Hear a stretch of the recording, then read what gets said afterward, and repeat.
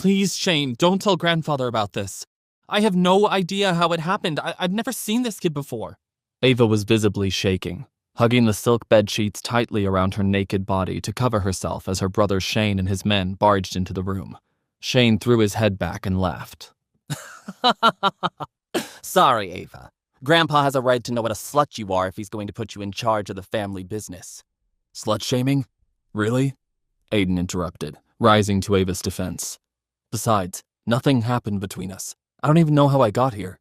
Before Aiden could say anything more, Ava and Shane's grandfather, Harvey Stone, stormed into the room. As soon as he saw Ava in bed with Aiden, his eyes turned dark with anger. It's not what it looks like, Grandpa. Please, let me explain. Ava begged him. Harvey shook his head. Your actions speak for themselves. When Shane told me what you were up to, I didn't believe him. But there's no way to deny what I see right now with my own 2 eyes. You know very well what my rules are.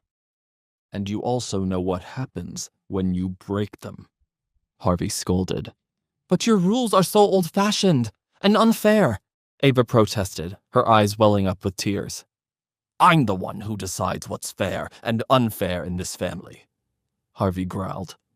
Whether you like it or not, there is a certain code of conduct expected of business leaders.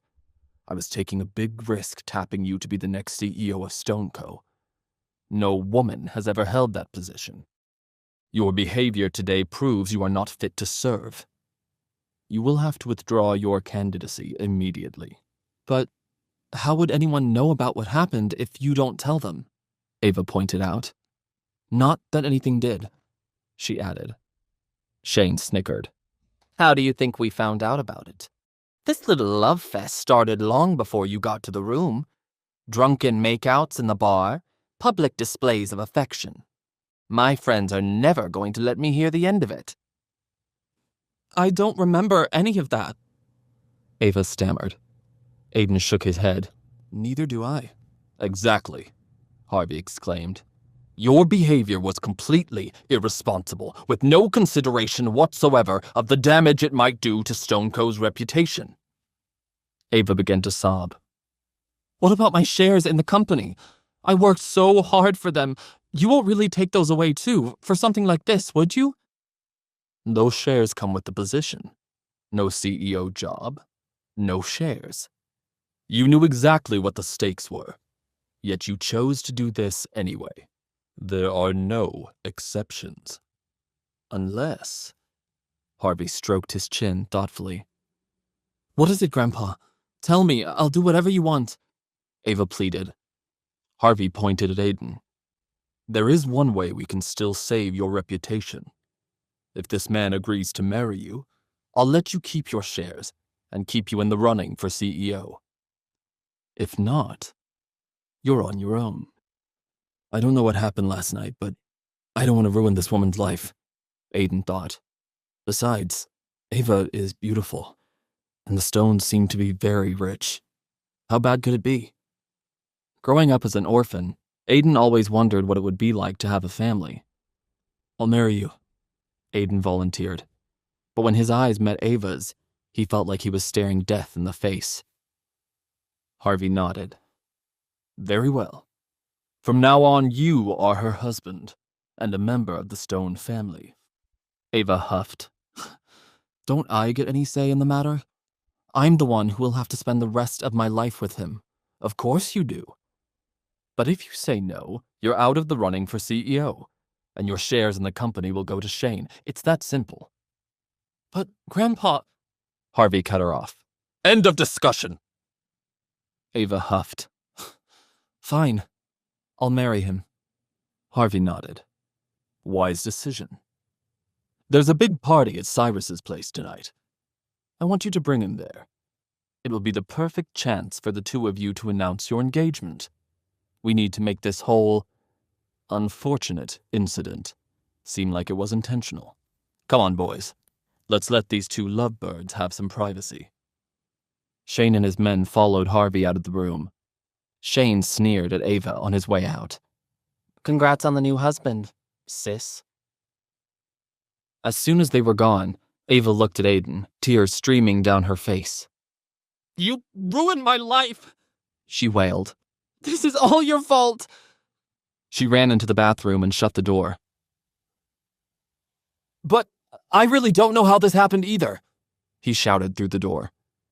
Aiden wondered if she would ever come out, but after a few minutes, she reappeared, sniffling and dabbing at the corners of her eyes with a tissue. She threw Aiden a towel to cover himself up. This engagement is only temporary, until I can figure a way to get us out of this. Until then, we need to act the part. Come on, get dressed. If we're not at that party tonight, things will only get much worse for both of us. That night, Ava arranged for one of her drivers to pick Aiden up at his apartment so they could go to the party together. When the car arrived outside his building, Aiden took one last look in the mirror. He only had one nice piece of clothing in his closet, a blazer that he'd inherited from his father. It was old, but it still looked good on him. It would have to do. He met the driver downstairs, then they went to Ava's house to pick her up. Aiden looked up in awe as the car stopped in front of a huge mansion in a famous, exclusive neighborhood. When Ava got to the car, it was obvious how much she hated him. She didn't even say hello. Still, I have to admit that she looks beautiful, Aiden thought. And she must be even richer than I imagined. Her shoes alone are probably worth more than iron in a month. As they drove to the party in silence, Aiden grew nervous. He fidgeted with the ring on his finger, rotating it in circles. You should take that ring off before we go in, Ava said suddenly. It's ugly. It was the first thing she had said to Aiden since she got in the car. Aiden shook his head. This ring is very important to me. I can't take it off. Ava rolled her eyes and let out a huff. She didn't speak to Aiden again for the rest of the trip. As soon as they arrived at the party, Ava got out of the car and started walking towards the house. As Aiden hurried to catch up to her, he noticed that Cyrus's house was like a fortress. Men carrying semi-automatic weapons were patrolling the grounds and flanking the entrance. What the hell? What kind of a party is this? He wondered. Is Ava's family tied to the mob? He followed Ava into the house and was shocked to see a familiar face. Hey, what are you doing here, loser? It was Vanessa's new boyfriend, Derek, who was just as surprised to run into Aiden at the party as Aiden was. Aiden smirked when he noticed that Derek was wearing a bandage on his face. Oh, good. I must have broken that jerk's nose when I punched him. Be nice, Derek, Aiden warned, clenching his fists. Remember what happened last time? Derek got into a fighting stance. You got lucky, that's all. This time, I'm ready for you. Suddenly, a well-dressed man appeared and wedged himself between Derek and Aiden. What the hell's going on here? This man snuck into your party, Cyrus, Derek replied. He doesn't belong here. Cyrus looked Aiden up and down. It's true that I've never seen you before. Who are you, and why are you here? Aiden stood there speechless for a moment. Honestly, I have no idea why I'm here. He's with me, Ava admitted, reluctantly. Derek's mouth fell open. Ava? Why are you hanging out with this guy? He's a joke. Suddenly, Cyrus noticed Aiden's ring, and his expression immediately changed. Come with me. I want to speak to you alone, he told Aiden. Aiden looked around at the armed guard standing nearby and realized he didn't have a choice. He followed Cyrus to his office. Derek was smirking as he watched Aiden go. Thanks, Cyrus. And Ava, you should stay away from him too if you know what's good for you. Oh, shut up, Derek, Ava snapped. She watched nervously as Aiden disappeared into Cyrus's office. Can I see that ring you're wearing? Cyrus asked Aiden as soon as they were alone. Aiden covered the ring with his hand protectively. Why? Don't worry. I'm not going to steal it. I just want to see something. Please? Aiden finally took off the ring and handed it to Cyrus, who studied it carefully. When Cyrus saw the T inscribed on the inside of the ring, His mouth fell open. Tiger! It's you! It's really you! He shouted. Aiden was in shock. The only other person who had ever called him Tiger was his father in the recurring nightmare he had every night. But how could Cyrus know that? I can't believe we finally found you. I have been looking for you for years, 18 years to be exact, Cyrus exclaimed. Did you know my father? Aiden managed to sputter, his heart pounding in his chest. I didn't just know your father. Cyrus pointed to a picture of 3 men hanging on the wall. In the photo, Aiden's father Samuel was standing next to Cyrus and a 3rd man Aiden didn't recognize at first. We were business partners. The 3 of us built a business empire together, worth billions of dollars. Why does that other man look so familiar? Aiden wondered. Suddenly, he noticed the scar on the man's face, and it all came back to him. In the dream he woke up to every morning, Aiden's father begged him to remember the face of the man who shot him.